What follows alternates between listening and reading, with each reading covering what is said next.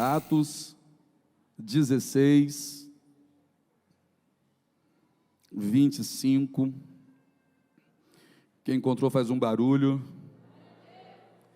E perto da meia-noite, Paulo e Silas oravam e cantavam hinos a Deus. E outros presos os escutavam. Diga comigo, cantavam hinos. Senhor Deus, fala conosco nessa noite, continua movendo em nosso meio. É tão bom sentir a Tua presença, perceber a Tua mão, sentir o Teu toque, sentir esse amor revelado, ó Pai, nas pequenas coisas, e nós nos sentimos muito amados pelo Senhor, por todo o Teu cuidado, por tudo aquilo que o Senhor já tem feito em nossa vida até aqui. Aqui está o povo que celebra, o povo que te ama, o povo que já levantou as mãos aqui, já adorou ao Senhor em meio aos louvores, e agora, abre o coração para receber a Tua palavra, nos ensina agora também. Fala, Pai, Teus filhos ouvem, em nome de Jesus, amém? Pode sentar.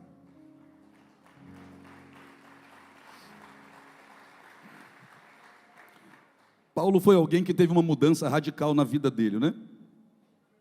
Paulo saiu de um lado e foi para outro. Ele pertencia a um grupo que se opunha ao outro.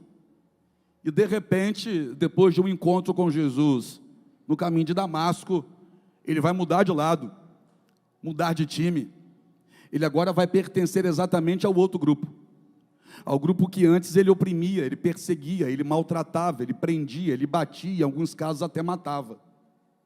Foi esse Paulo, antes sendo conhecido ali por todos como Saulo, que presenciou e concordou com a morte do primeiro mártir, Estevão, que foi apedrejado até a morte. E as roupas de Estevão, quando arrancadas do corpo dele, foram lançadas aos pés de um certo jovem chamado Saulo de Tarso. Esse Saulo respirava ódio contra os cristãos. Ele acreditava tanto naquilo, na bandeira que ele defendia, que qualquer um que se opunha àquilo, a fé que ele manifestava, era para ele inimigo. Inimigo que merecia, inclusive, a morte. Paulo pede cartas agora que o autoriza a entrar em Damasco e perseguir os cristãos que lá estavam. Ele queria, de todas as formas, frear aquele movimento, parar aquela obra, impedir aquelas pessoas de continuarem. E Saulo, estava disposto a pagar o preço que fosse preciso para ver isso acontecer, mesmo que esse preço fosse derramar sangue de pessoas. Ele estava disposto a pagar esse preço. E indo ele a caminho de Damasco, de repente um resplendor de luz o cerca, ele cai e ouve uma voz que lhe pergunta: Saulo, Saulo, por que me persegues? Ele então fica apavorado, assustado com aquilo que está acontecendo, e nesse momento ele vai fazer uma pergunta ao Senhor: Senhor, o que o Senhor quer que eu faça? Jesus vai dizer para ele: entra na cidade, vai lá para a rua direita. Jesus vai dizer para ele tudo o que há de acontecer naqueles dias. Ele fica cego, é conduzido até a rua direita, lá vai ficar à espera de um profeta com quem ele sonhou. Ele sonha que o profeta vai chegar onde ele está, impor as mãos sobre ele, orar por ele, e ele vai ter a sua visão restabelecida. O profeta teve resistência quando o Senhor foi dar essa ordem para ele ir até lá. Mas o Senhor disse: vai, porque ele, Saulo, é para mim um vaso escolhido. Começa uma nova etapa na vida dele, uma nova trajetória, começa uma nova fase. E ele vai passar por situações bem delicadas.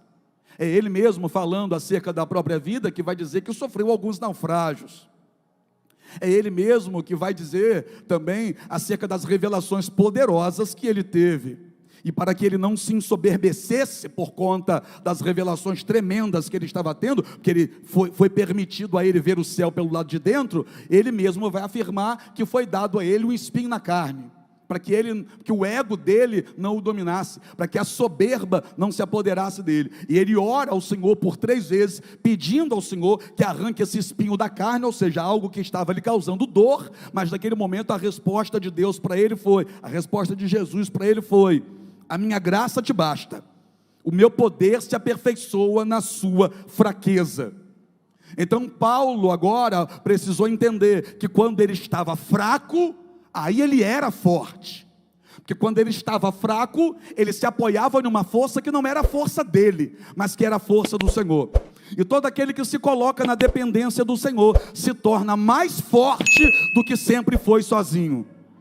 Ele vai viver isso, ele vai experimentar isso, ele vai passar por essas transformações na vida dele. Ele que vai falar acerca da metanoia, a transformação da mente pela renovação do entendimento que se dá através da palavra do Senhor, para que a gente possa experimentar, fala dele, qual seja a boa, perfeita e agradável vontade de Deus. Então o que ele está dizendo é o seguinte, para ter transformação de vida tem que ter transformação de mente, e para ter transformação de mente, só abrindo a mente para a revelação da palavra de Deus. O que Paulo está dizendo é o seguinte: o que mudou a minha vida foi a palavra. O que transformou os meus pensamentos foi a palavra. O que mudou a minha história, o que mudou o que eu pensava, o que mudou a consequência dos meus pensamentos, que são as minhas atitudes, foi a palavra. Então quem estava olhando para ele, vendo que a vida dele estava completamente transformada e querendo saber qual era o ponto X que isso se deu, ele vai dizer, foi a palavra. Foi ele, através da palavra, da voz dele, que transformou a minha vida. Ele vai passar por algumas situações delicadas. Essa que a gente leu é uma delas, mas teve outra que também foi muito delicada, quando ele vai ser preso. Mas para ser preso, na ocasião, ele foi julgado pelo Sinédrio. E por que eu digo que foi uma situação bem delicada? Porque ele lá atrás pertencia ao Sinédrio.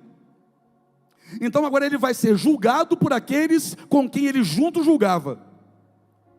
Sabe os amigos? Os amigos que do lado dele julgavam outros, agora estão reunidos para julgar ele. Sabe os amigos que junto dele apontavam o dedo para o outro, agora estão reunidos longe dele, apontando o dedo para ele. E o que é isso? Bom, quem se converteu de verdade já experimentou desse amargo. Como assim? Pessoas com quem você se reunia, agora se reúnem sem você e o assunto é você. Pessoas por não aceitar a sua fé, por não aceitar essa mudança aí, verão, domingo à noite, você na igreja. Irmão, é estranho para eles isso. É estranho para eles entender que você preferiu, ao invés de estar na praia com eles agora, estar no culto. É complicado para quem não tem a fé que você tem, entender o que você está fazendo, a forma de vida que você decidiu agora levar. Então Paulo foi julgado por aqueles que julgavam ao lado dele. Foi julgado pelos antigos amigos. Os antigos amigos agora estão contra ele. Os antigos amigos agora fizeram dele um alvo, prenderam ele. Prenderam e Paulo vai ser transportado para uma prisão distante. Aí foi transportado no porão de um navio. Aquele navio, lá em Atos 27, que ele disse, não seria bom navegar agora. Foi julgado pelos amigos, foi mantido como prisioneiro, vai ser transportado, ninguém na menor moral ao que ele está falando, ele diz, vai ter problema, e teve problema.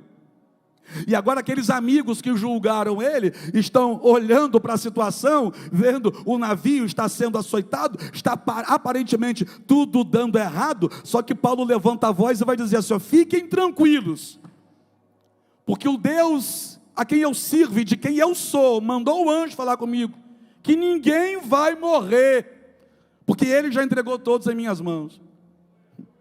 Então o que Paulo está dizendo para aquele que os julgaram é o seguinte, vocês me julgaram, mas quem sustenta é Deus. Vocês me julgaram, mas quem me segura é Deus. Vocês me julgaram e na lei de vocês me condenaram, mas quem segura a minha mão, me levanta e me faz triunfar sobre os julgamentos de vocês é Deus. Quem me coloca acima da fala de vocês, acima da crítica de vocês, acima da perseguição de vocês, é o Deus que eu sirvo. Então olha aqui para mim, já estou começando. Deixa quem quiser falar. Quem te guarda é Deus, quem te livra é Deus, quem te ampara é Deus, quem te sustenta é Deus, quem te abençoa é Deus, e quem vai fazer você viver coisas tremendas em 2023 também é Deus. Quem fala mal agora vai ter que mudar o discurso daqui a pouco. Continua nessa pegada. Mas estão falando, deixa falar. Aqui nesse texto, a gente conhece o contexto, né? Quem frequenta a igreja há pouco tempo, já ouviu alguma mensagem tendo como pano de fundo essa história aqui. Paulo vai chegar numa região onde já tem um povo de oração. Esse povo se encontra todos os dias à beira de um rio, é o ponto de encontro para a oração deles. Eles pegaram um lugar, consagraram esse lugar a Deus, eles costumam ir para aquele lugar, eu sei muito bem o que é isso, é tão gostoso isso, ir para aquele lugar, ficar separado e ali orar a Deus. Esse povo já tem por hábito isso. Só que por mais que eles estejam orando, parece que a oração deles não está surtindo efeito, porque na cidade Satanás está bagunçando. Tem uma moça na cidade, por exemplo, que é possessa por demônios. E por mais que tenha um povo de oração na cidade, parece que o demônio insiste em permanecer, mesmo onde o povo não quer que ele fique mais. Aí Paulo vai ser avisado pelo Senhor, vai ter uma revelação que ele precisa ir para esse lugar. E é isso que ele vai fazer. Como Paulo agora não se manda, mas quem manda nele é Deus. Como Paulo agora não se movimenta por acaso, mas sempre por uma causa e por um propósito, ele entende que Deus o quer naquele lugar, e ele vai. E quando ele vai até essa cidade, quem está com ele é Silas e também Lucas, que é quem escreve Atos dos Apóstolos. Paulo chega e alguns chegam com ele, e agora a história vai desenrolar, e Paulo vai procurar um lugar para orar. E quando Paulo procura um lugar para orar, ele descobre que tem um povo ali, que separou um lugar, e intitulou esse lugar como lugar de oração. Então Paulo fecha com eles, e é isso que eles vão fazer todos os dias agora. Eles vão se reunir, e todos juntos vão sempre para esse lugar, que é o lugar de oração. Paulo vivia no caminho da oração. Paulo não orava quando uma coisa apertava, não. Paulo vivia no caminho da oração. Paulo não orava só quando não tinha dinheiro para pagar a conta da Enel, não. Paulo vivia no caminho da oração. Paulo não orava só quando a Casa Bahia começava a ligar e a cobrar aquele boleto, não. Paulo vivia no caminho da oração. Paulo não orava só quando descobria que o filho estava envolvido com gente errada, não.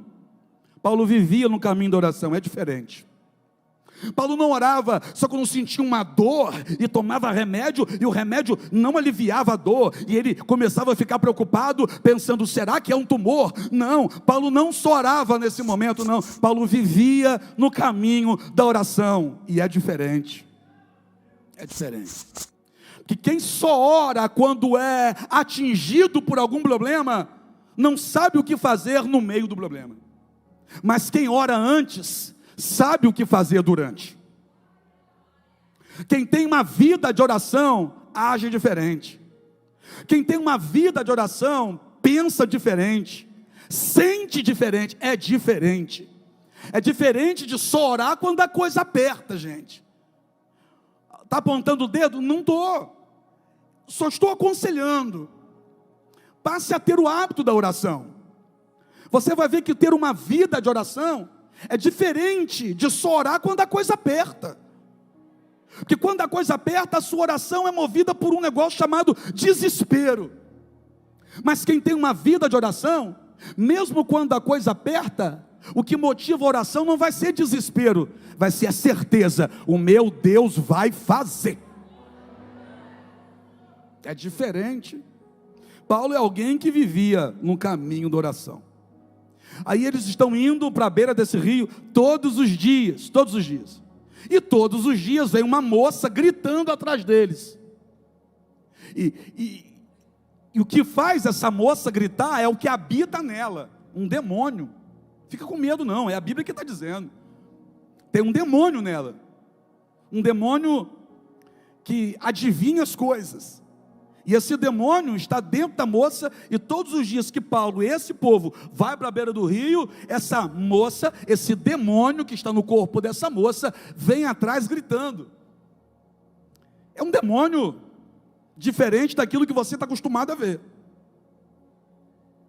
Porque a grande maioria das vezes, quando se fala demônio no corpo de alguém, você imagina alguém no chão, roncando, um pastor dizendo: está repreendido, sai dele, mão para trás, sai de... Não, aqui não está jogando ela no chão.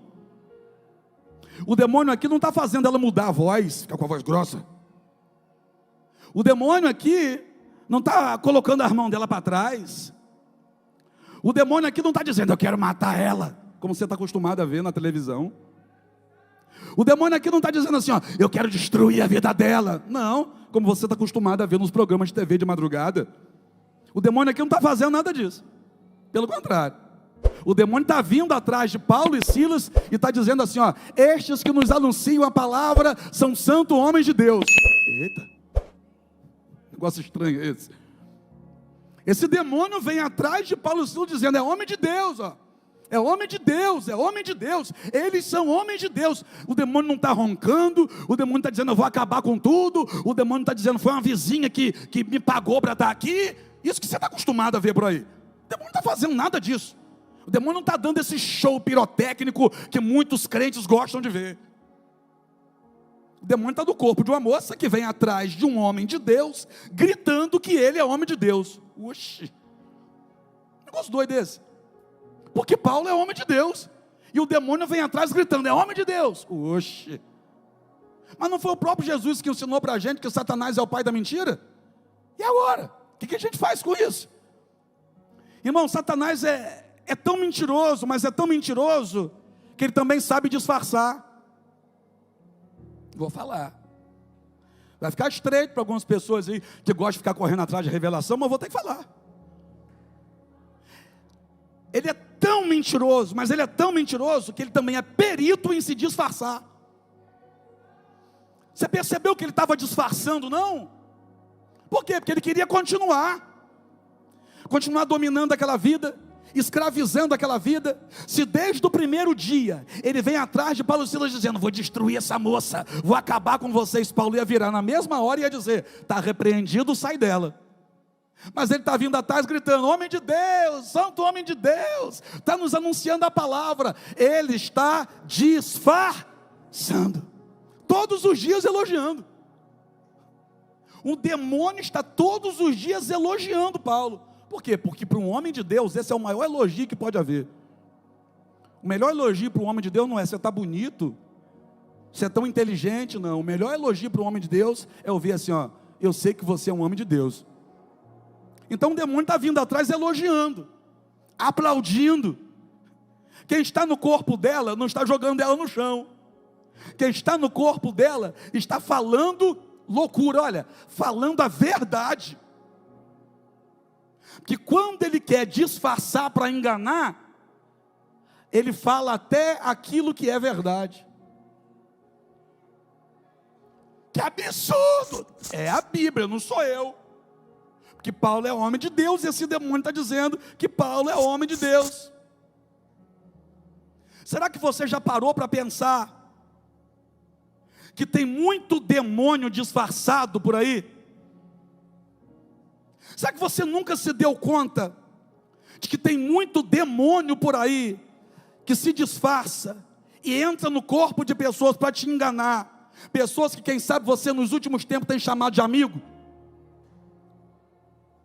Por que amigo? Porque fala o que você gosta de ouvir. Está falando o que você gosta de ouvir. E é facinho conseguir tua amizade, né? É só falar o que você gosta de ouvir.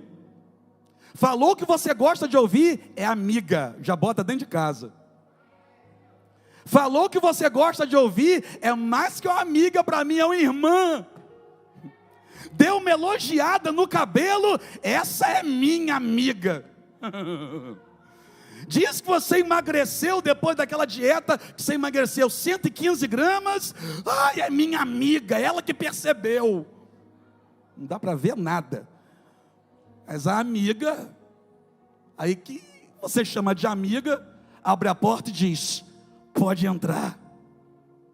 A minha pergunta para você é a seguinte nesse domingo: quem é você quando o diabo se disfarça? Você abraça ele e leva para casa? Que isso, apóstolo? É para doer. Quem é você quando o diabo entra na sua vida disfarçado de anjo de luz? Porque a Bíblia diz que ele se disfarça de anjo de luz. Quem é você quando o diabo se disfarça para entrar na sua vida? O que você faz? Você tem discernimento para repreender? Ou você abre a sua vida para receber? Eu vim aqui hoje dizer que Deus vai te dar discernimento. O que é isso? Logo no começo desse ano, é isso mesmo, porque se em 2022 Satanás disfarçou para te enganar, esse ano, logo no começo do ano, ele vai ser desmascarado e não vai mais te roubar, não vai mais te atrapalhar, não vai mais travar teus caminhos. Tem demônio disfarçado travando o caminho de muito crente, mas a partir de hoje ele será desmascarado, porque Deus vai abrir sua visão espiritual. Você não vai mais abraçar e levar para casa, você vai repreender e mandar para o inferno. Olha para o teu irmão e diga assim para ele: ó, se liga, hein? Quem é você quando o cão se disfarça? Quem é você quando ele comenta todas as suas postagens positivamente, só para depois puxar seu tapete e você cair de cabeça no chão? Quem é você quando ele te elogia só para se aproximar de você? Porque eu não sei se você já reparou, mas ele não ataca com lança, ele ataca com canivete. Por quê? Ele chega bem pertinho para te ferir. Para e pensa nas últimas decepções que você teve. Foi com gente de perto ou foi com gente de longe? Foi com gente de perto, porque ele não gosta de usar lança, ele gosta de usar canivete. Ele se disfarça para ganhar sua confiança e chegar do seu lado e travar em você. Mas esse ano ele perdeu esse tipo de domínio. Olha para o teu irmão e diga assim para ele: ó, Deus vai te dar discernimento. O diabo sabe disfarçar. E ele gosta tanto de disfarçar que Judas deu um beijo em Jesus para entregar ele para os soldados. Um beijo é uma expressão de carinho.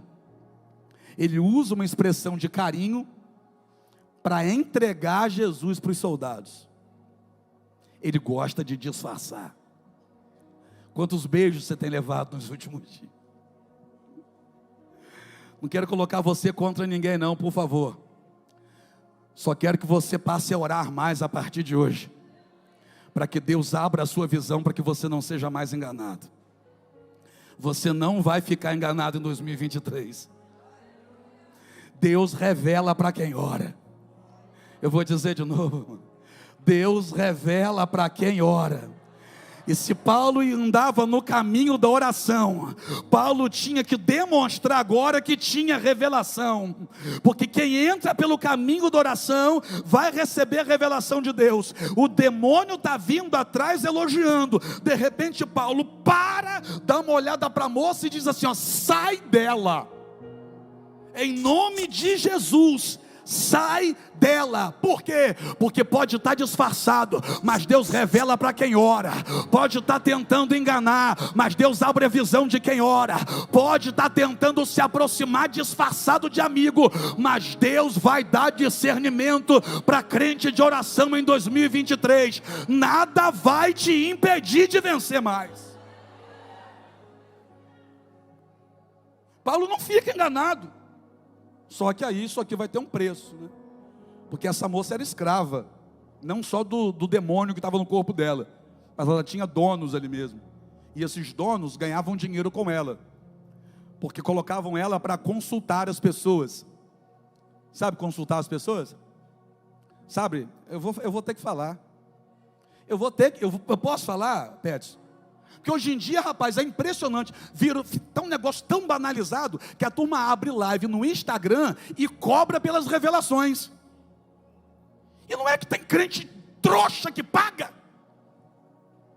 Faça um pix agora, que Deus me deu uma revelação para você. Deus ou demônio? Deus ou diabo? Tem turma que abre live de revelação, cobra pix, e tem crente que além de assistir, ainda paga o pix. Tem que sofrer mesmo, tem não?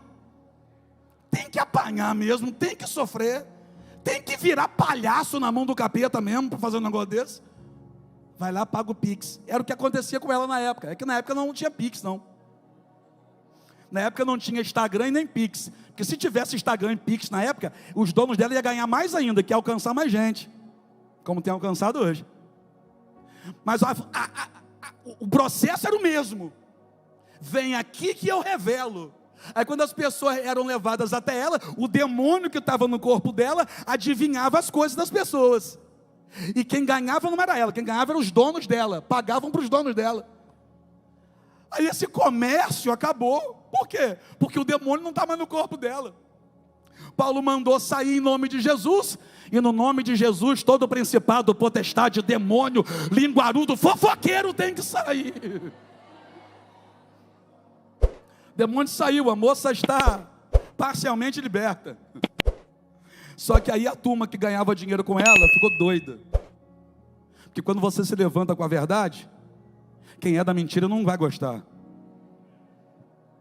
Aí ficaram doidos, mandaram prender Paulo e Silas. Estou caminhando para o final já. Prendem Paulo e Silas, rasgam as roupas deles na praça e dão uma quarentena de açoite menos 1. 39 chicotadas no lombo de cada um. Eles apanham na praça, eles estão sangrando na praça. Não satisfeitos com o flagelo deles na praça, ainda lançam mão deles e jogam na prisão, no cárcere inferior, lá de baixo. Você está pensando que lá a coisa era bonita. Você está pensando que lá a obra foi muito bem feita, a obra da prisão. Não. A urina que expeliam lá em cima, vinha descendo, ia parar na prisão lá de baixo. A cela lá de baixo recebia a urina de cima, toda a sujeira de cima descia para de baixo. O lugar que eles estão é podre. O lugar que eles estão é úmido, é sujo, é fedido, é o pior lugar para se estar. Eles estão no último cárcere, o cárcere que recebe toda a sujeira dos demais, estão sangrando com os pés e mãos presos por correntes.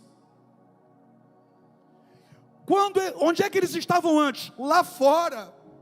O que eles faziam antes? Eles iam para a beira de um rio orar. Imagina o cenário, beira de um rio orando, bacana, bonito, gostoso, agradável.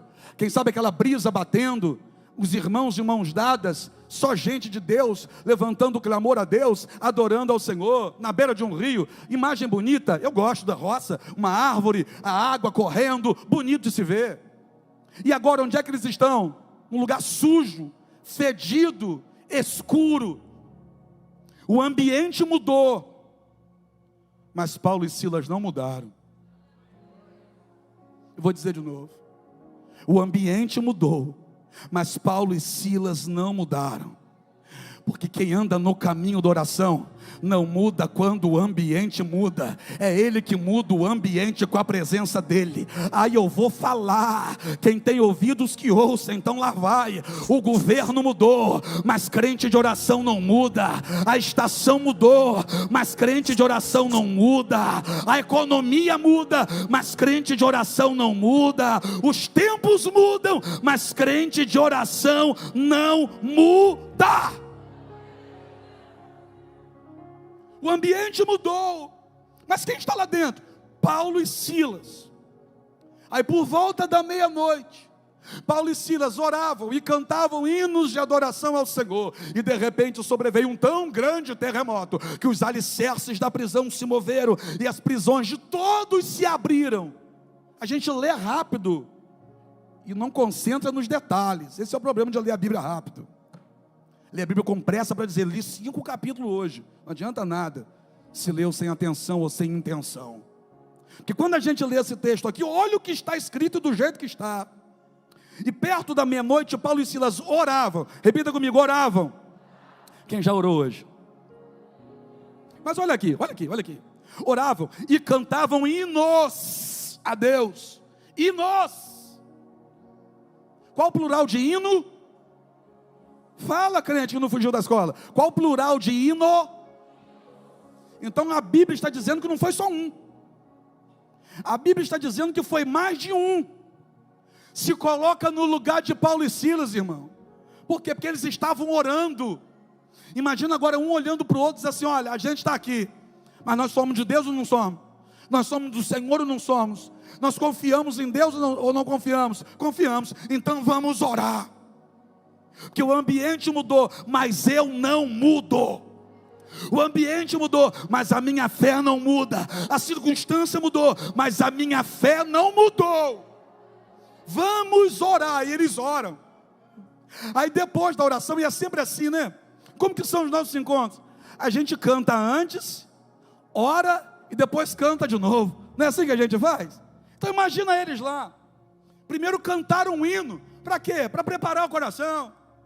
E depois dedicaram um tempo de oração. Repita comigo, oraram. E depois cantaram de novo. Imagina Paulo e Silas cantando um primeiro hino. E a situação? Não mudou nada. Eles adoraram a Deus e não mudou nada. Imagina Paulo e Silas cantando um segundo hino. E a prisão está trancada ainda. E as costas está doendo e o sangue está escorrendo. Imagina Paulo e Silas cantando um terceiro hino. Eles cantam, quem sabe, um terceiro hino. E nem um barulho de nada. Não tem uma pedra se mexendo. Não tem ninguém dizendo, Deus vai tirar vocês daí. Mas eles param de adorar? Não. Apóstolo, não estou entendendo, estou terminando. Eles adoram, Deus não muda a situação, mas eles continuam adorando. Ai meu Deus do céu. Eles adoram, Deus não abre a prisão, mas eles continuam adorando. Porque não foi só um hino que eles cantaram. Então pelo menos um hino eles cantaram, Deus não fez nada. Isso poderia desmotivá-los. Que quando eu oro, quando eu adoro, eu espero que Deus faça. Mas e quando eu oro e Deus não faz? E quando eu adoro e Deus não faz?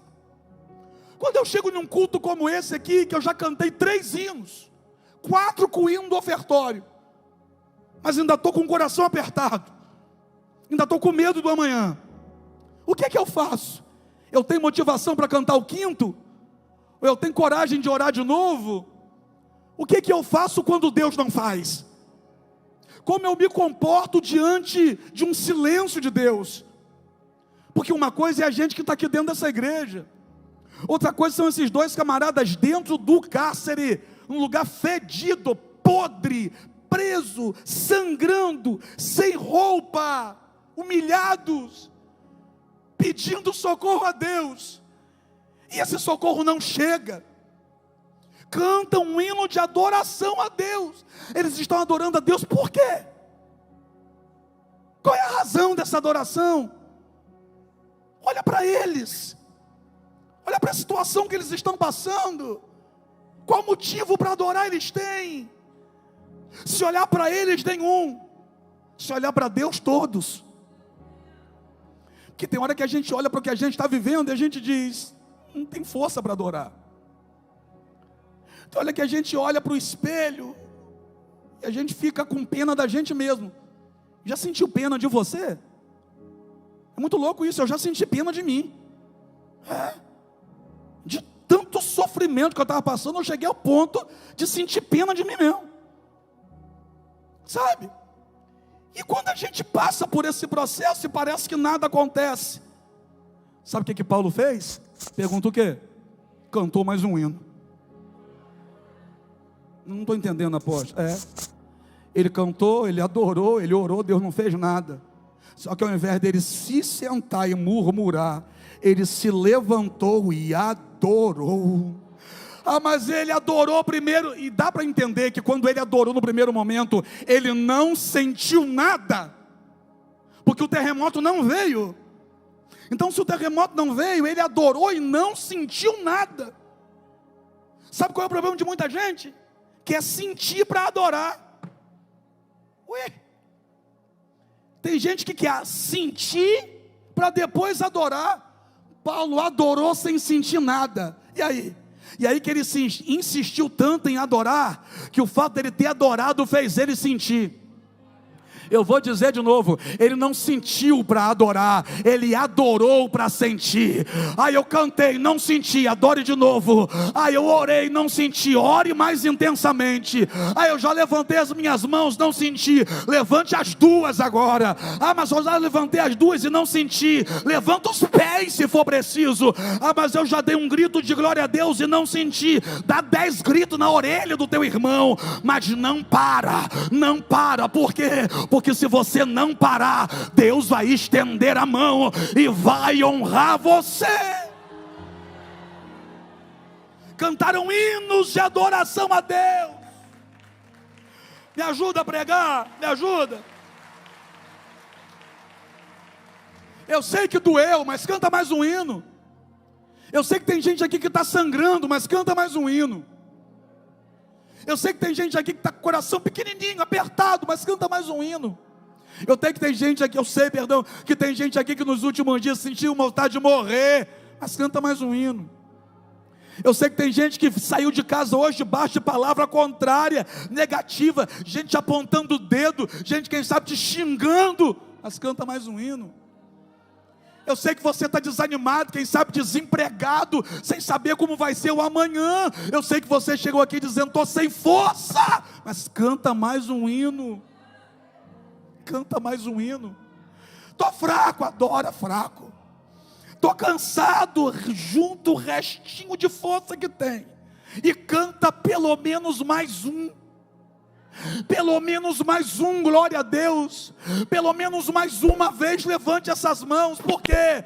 Porque pode ser nesse momento em que você levantar a mão dizendo assim, é a última vez, que virá outra mão na sua direção e vai segurar a sua para manter você de pé. Tá difícil, não para. A porta está fechada, canta mais um para ver se ela abre. Poxa, eu estou sofrendo demais. Paulo e Silas estavam sofrendo mais, mas eles não pararam no primeiro hino. Se olhando para eles, já havia razões neles, deles pararem. Imagina depois que eles oraram e cantaram o primeiro hino e não aconteceu nada. Aí, aparentemente, no âmbito espiritual, também era a hora de parar. E por que era a hora de parar? Porque eles já cantaram e já está quase dando meia-noite. Gente, que doideira. Sabe aquele dia que você diz assim, eu já fiz de tudo. Eu já tentei de tudo hoje. Eu já orei, eu já chorei, eu vim para o culto, eu já cantei, eu já me lancei no altar, eu já pedi um irmão para orar por mim. Já estava na hora dos dois pararem. Porque eles já haviam apanhado, lançados numa prisão, acorrentados, já haviam orado, já haviam cantado um hino, não aconteceu nada e já vai dar meia-noite. Ou seja, aquele dia parece estar perdido. Sabe aquele dia que parece que nada mais vai acontecer? Canta mais um hino. Sabe aquele dia que você quer que termine logo para ver se amanhã melhora? Pega os últimos minutos desse dia, canta mais um hino. Talvez esse dia para você seja hoje. Então fique em pé comigo, para a gente cantar mais um hino.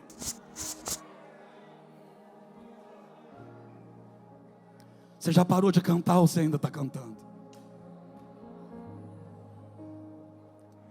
Você já parou de adorar ou você ainda tem força para adorar nesse culto? Será que você se levantou agora na sua cadeira dizendo assim, mas eu já adorei? Você já parou de adorar ou tem força para adorar mais uma vez?